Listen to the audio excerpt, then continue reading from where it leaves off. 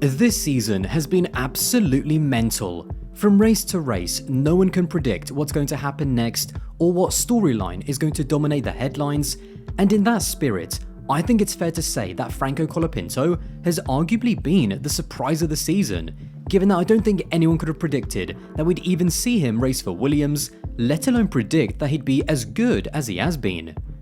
When Sargent was dropped, I think we all felt that it was the right thing to do. In some people's eyes, that decision should have been made a lot sooner, but I think it was born out of the fact that James Vowles really did try to give him as much time as he possibly could before the situation at Zandvoort became completely untenable with his lack of performances and unacceptable crash damage.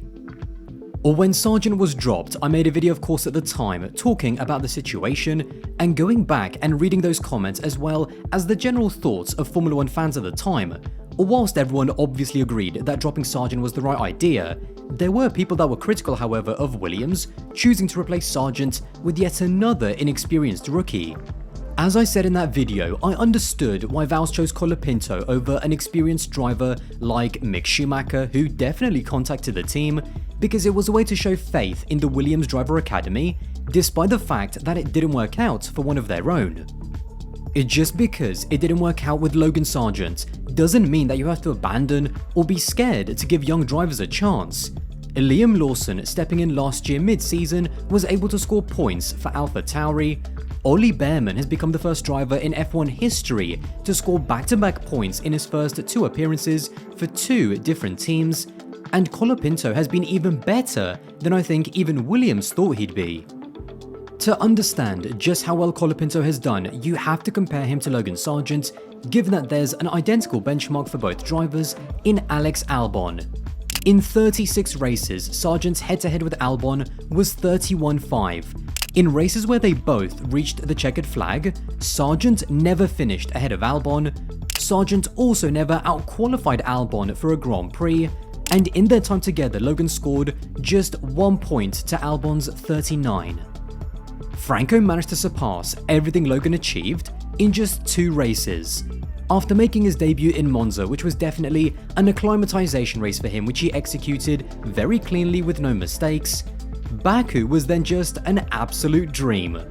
What I really like looking back at Baku is that to start the weekend, Franco crashed in FP1. The reason why I say this is because Sargent's biggest problem was never his speed, it was his inability to string together a complete weekend.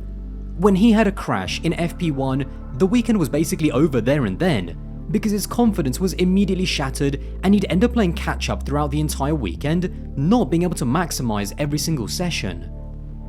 When Franco crashed, he could have gone into the exact same spiral that we'd seen Sargent go into countless times, but he didn't. A driver sometimes needs to have short-term amnesia, that ability to block out and forget a crash or mistake that you just made so that it doesn't play on their mind and doesn't affect their confidence and commitment going forward. Franco was able to do exactly that. By the time we got into qualifying, he was right on the pace with both drivers getting into Q3, and even though I have to add the caveat that Alex couldn't improve his time in Q3 because Williams had left his fan in the airbox, it meant that Franco outqualified Alex in only his 2nd ever race, and for context, the last time that Alex Albon had been outqualified by a teammate was by Nicholas Latifi in the 2022 British Grand Prix. In the race, Franco executed a really tough race, being one of the earliest stoppers on a one-stop strategy, and even before Sainz collided with Checo, he was already running in the points in P10, but was then promoted to P8 overall, just behind Albon in P7. In just 2 races, he outscored Sargent from the past 2 years. He justified Vowles' decision to give him an opportunity in the first place, and I think he also proved a few doubters wrong in the process.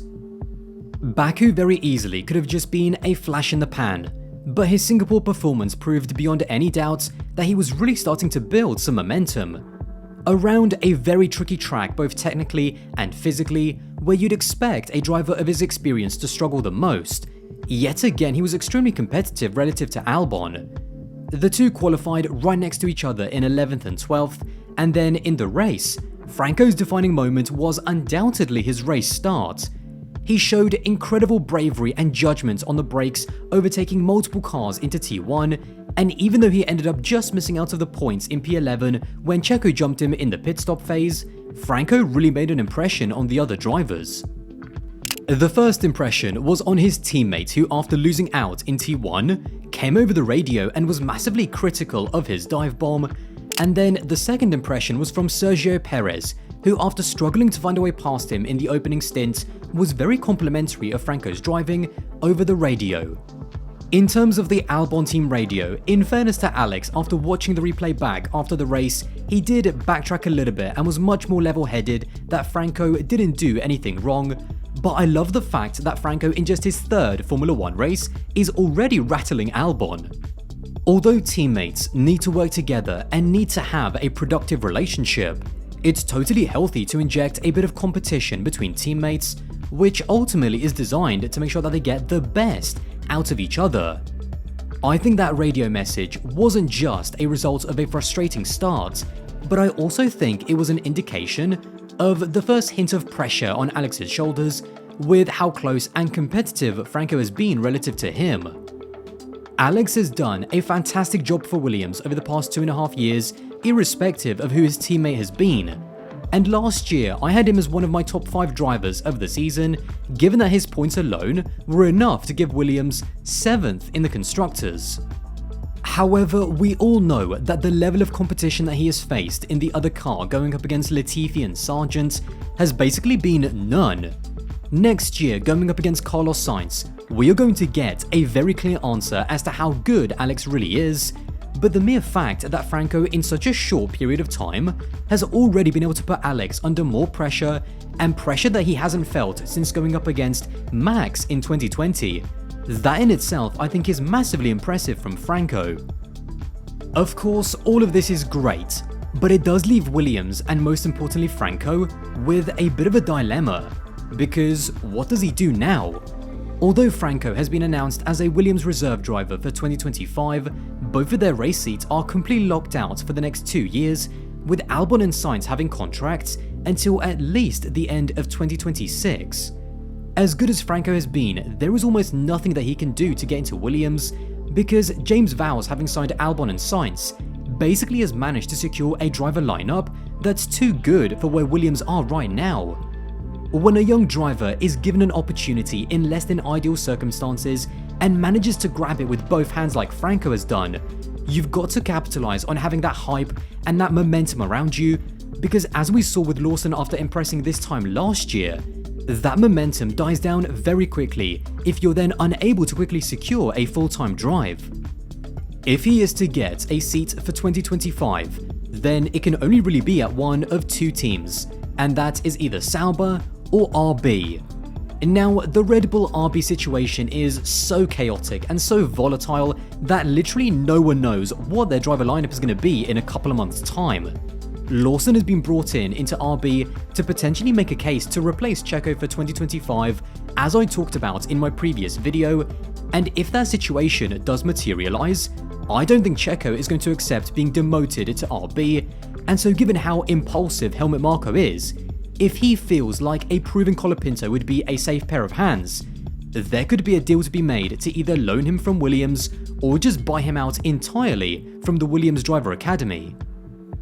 In terms of the Sauber seat, that is a much less complicated situation. We know that the relationship between Sauber and Bottas has been very strained, and even though there have been rumours that they're getting closer to a contract extension, Franco performing the way he is and him being available does add a spanner into the works. Of course, the same problem that RB will have, Sauber will have as well, in terms of negotiating with Williams, but I do think that even if it is just a short-term partnership, given that the Bottas relationship is quite strained and that it doesn't really seem that Franco's level of performance would be that much worse compared to Valtteri's, even though this team has been an absolute mess that's let its drivers down consistently this year, I could definitely see them wanting to bring in some new blood, with Nico Hülkenberg already providing the team with experience. It's actually incredible how over the course of just 4 races from Zandvoort to Singapore, the mood and narrative around Williams has changed so much. Franco coming in as just another Williams Jr. and hitting the ground running the way he has creates a good problem for Williams to have. But it is a problem nonetheless. Everything to me just always seems to come back to the fact that there just aren't enough seats in Formula 1 for how many drivers deserve to be in Formula 1. If Franco continues to score points in the remaining races, it's only going to strengthen his case for why he should be in Formula 1 full-time. But the dilemma is, and this is where I am very much looking forward to reading your thoughts in the comments below, where does he go and what does he do for 2025 and beyond? Well, there you have it. If you did enjoy this video and want to support the channel, then don't forget to subscribe, that would be massively appreciated, and I'll see you in the next one.